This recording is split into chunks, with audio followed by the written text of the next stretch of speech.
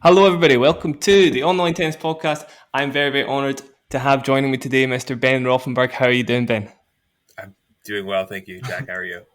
Good, thank you. Yeah, a little groggy, just like yourself. You said before the podcast you're groggy. I'm not just assuming, by the way.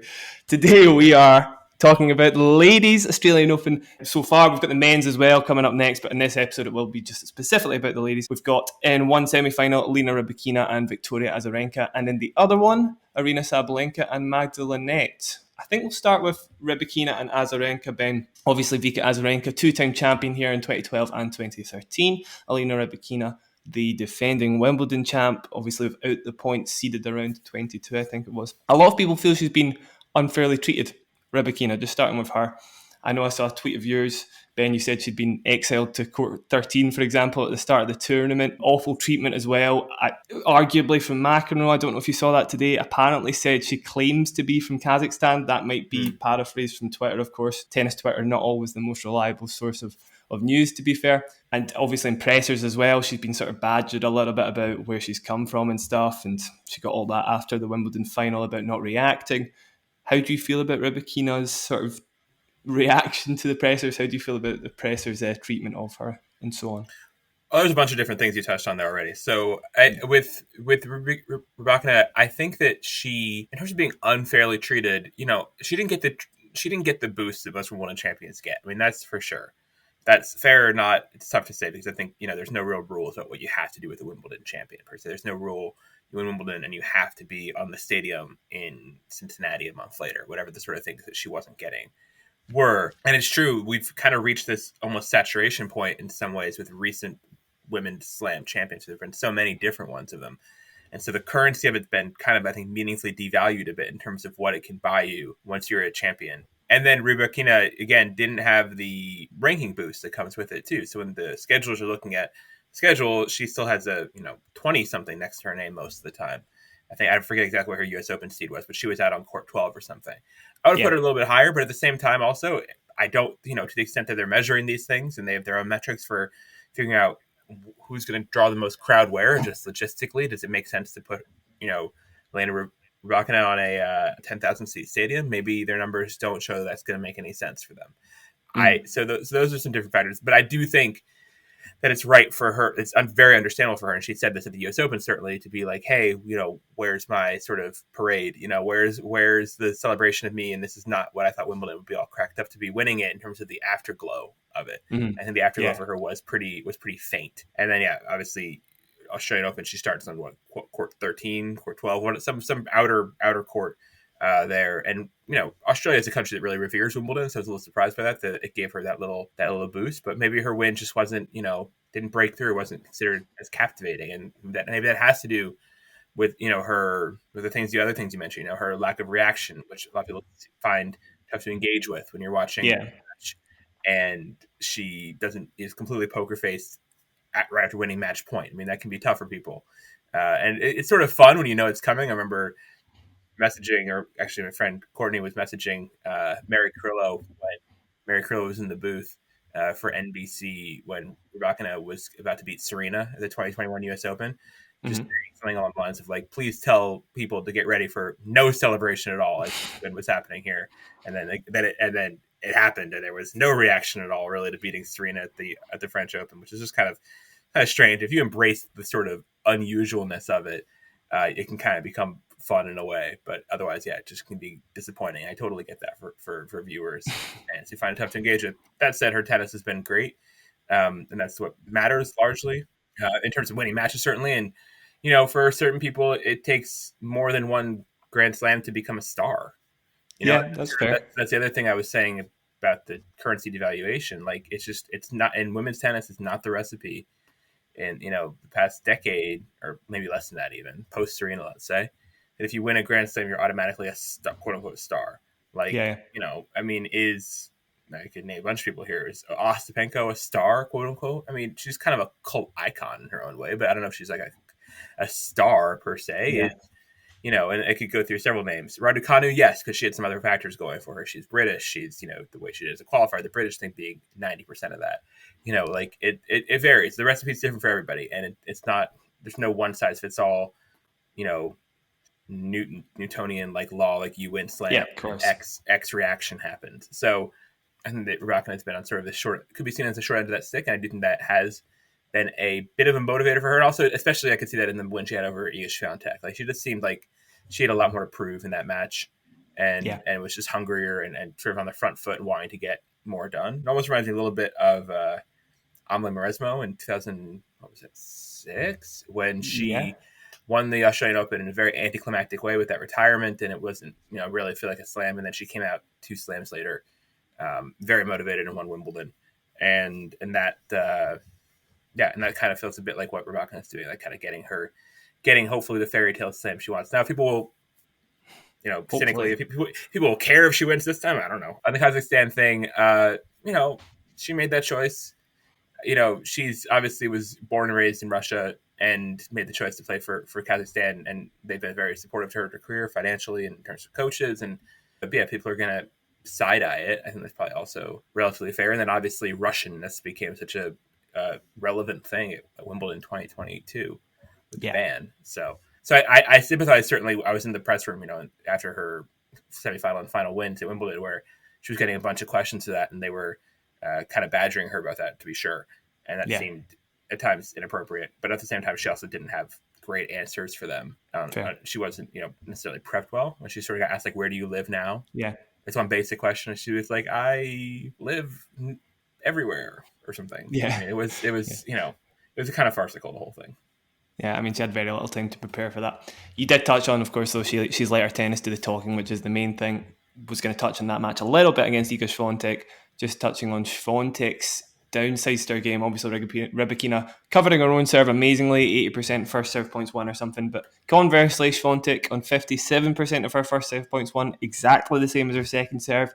That's looking like the key weakness in Swiatek's game. The best returners in the game able to capitalise on that for sure, given it's got almost just as much kick as as the second serve. Sometimes it's very similar, and wins are very few free points. She did touch on it in the press conference.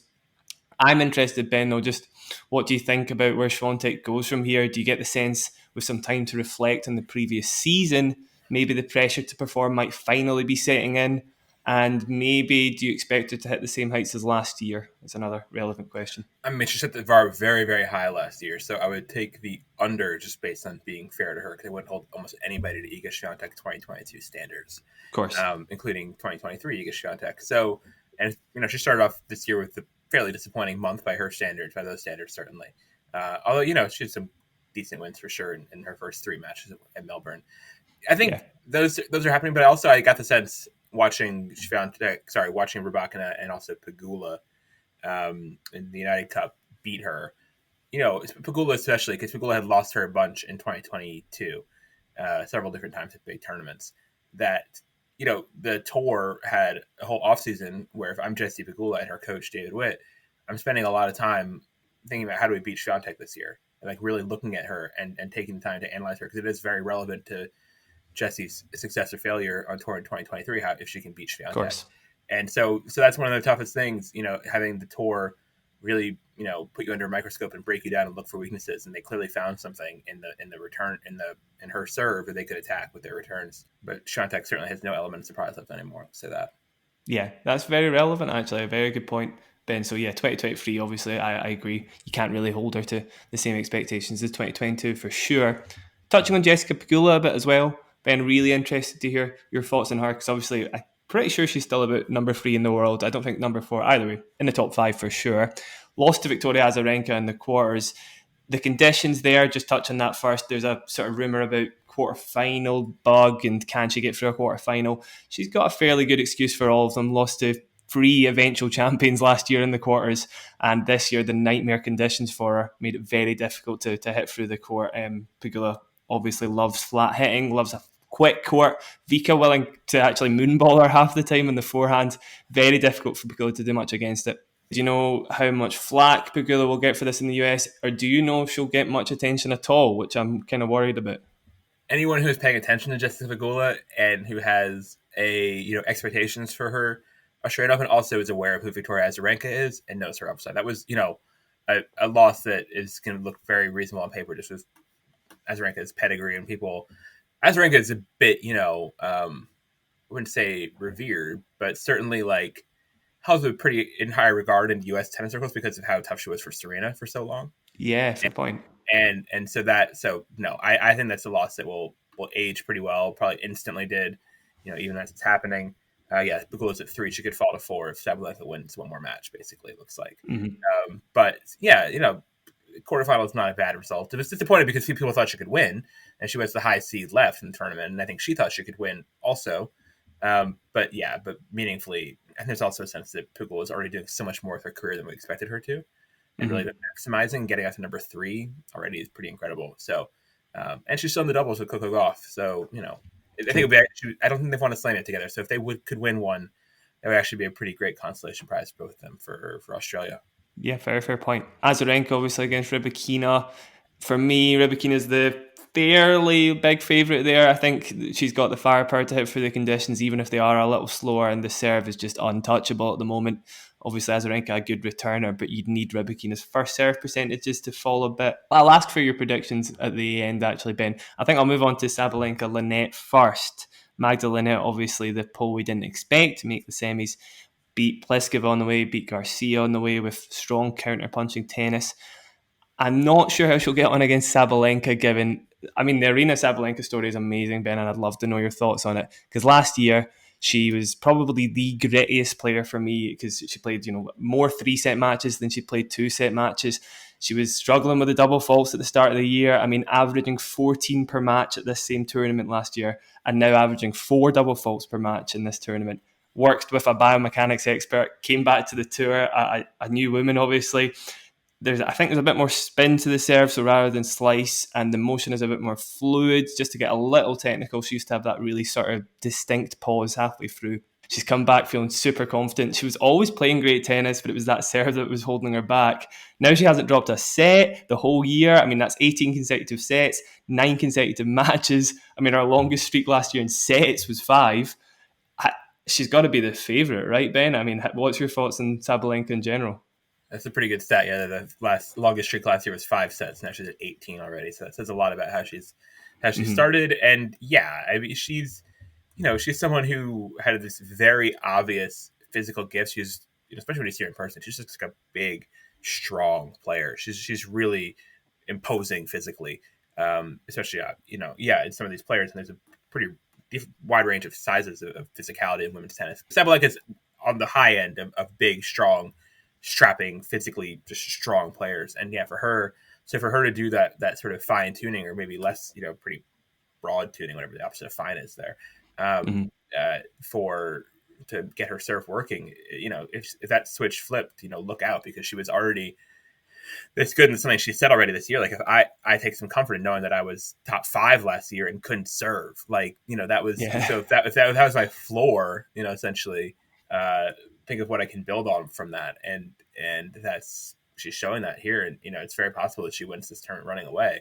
That said, we have seen her, she is, I think, 0-3 into semifinals of Grand Slam so far, after being 4-0 in quarterfinals now, which is sort of an interesting dichotomy so far. She would be a huge favorite against Magda Linette, but Linette has beaten people being steady for the most part, and has played, some big hitters and just sort of outsteadied them for the most part in her draw when you look at who she's played.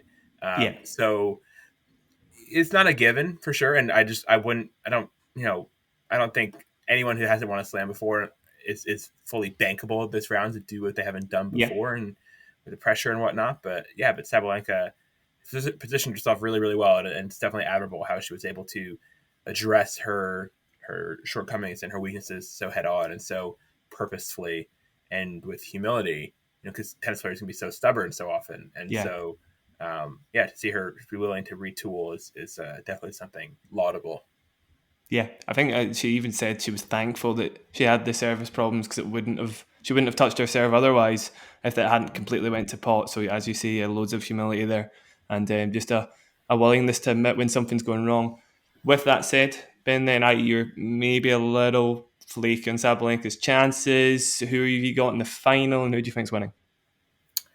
So I'm not super confident with this group, just because, again, it's a group we don't have a lot of, they haven't been here that many times, and certainly Sabalenka has been here a few times, but hasn't won any of them. And then Azarenka has only been to 2 slam, quarterfinals even since having her kid. So she's relatively, there's not very much data on these people. But basically, my gut is to take Rybakina and Sabalenka, and then I think I'm picking Rybakina to win the tournament. I just think that she's been so steady Yeah, and just looks unflappable. I think she's going to hold her nerve the best. I think she'll beat Azarenka just on tennis terms. I think that yeah, she, can get free points. But I wouldn't be shocked by any of these results. That's kind of the thing. At this of point, course.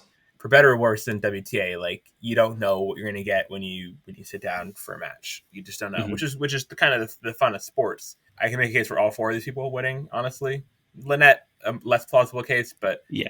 yeah, but I think that could be enough of it. Rybakina is my pick to take it out over Sabalenka at this point, but not say with any meaningful degree of confidence. Well, I'll say the same thing as a precursor to my prediction, but Sabalenka does fill me with confidence, whether it be false, whether it be a little bit wishful thinking. I'm going with Sabalenka, I think. Okay, Ben, we'll close down the women's episode there. Thanks very much for listening, guys. Please go check out Ben on Twitter. I'm sure you've seen him there. Is it what's the Twitter tag, Ben? Oh, just Ben Rothenberg. At Ben Rothenberg, of course. Thank you very much, Ben, for coming on, and I'll catch you in just a moment. Thank you very much. Cheers.